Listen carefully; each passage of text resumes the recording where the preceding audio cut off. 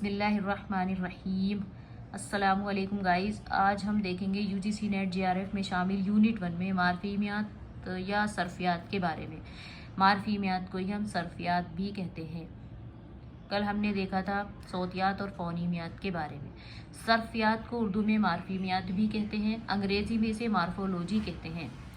मारफीमियात में अल्फाज की साख्त, उसके उसूल व कवायद और उसके इस्तेमाल से बहस होती है।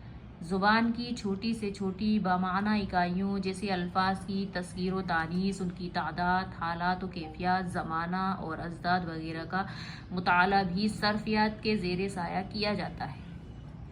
अब हम देखेंगे उर्दू नहवियात। नहवियात किसी ज़ुबान में अल्फाज की मखसूस और बामाना तरतीब को कहते हैं। अंग्रेज़ी में इसे सिंटैक्स कहते हैं। ज़ुबान में जुमलों की साख्त और जुमलों में लफ्ज़ों की तरतीब के कायदों का मुताला नहवियात के ज़ेल में आता है। मसलन अहमद ने खाना खाया, ये उर्दू नहव के एतबार से अल्फाज की सही तरतीब है।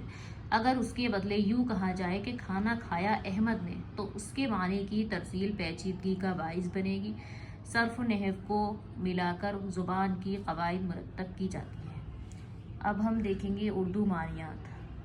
लफ्ज़ों और जुमलों के मतलब और माना का मुताला मानियात कहलाता है। अंग्रेज़ी में इसे सीमेंटिक्स कहते हैं।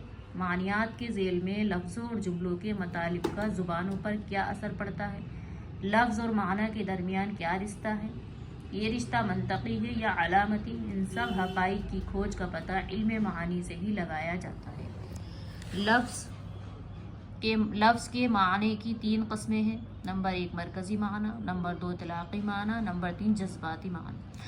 मरकज़ी माने से मुराद उमूमन लुग़वी माना होते हैं। इतलाक़ी माने से मुराद सियाक़ी माना होते हैं। माहौल, हवाले और महल वक़ू की तब्दीलियाँ अल्फाज के मुक़र्ररा मानी में तब्दीलियाँ पैदा करती हैं। इन तब्दीलियों को प्रैग्मेटिक्स के अहाते में रखा जाता है। वीडियो पसंद आए तो लाइक करें, शेयर करें एंड चैनल को सब्सक्राइब करें, बेल आइकन की घंटी को प्रेस करें ताकि हर नई आने वाली वीडियो की नोटिफिकेशन आप तक पहुंच सके। और कमेंट्स करके ज़रूर बताएं कि वीडियो कैसी लगी।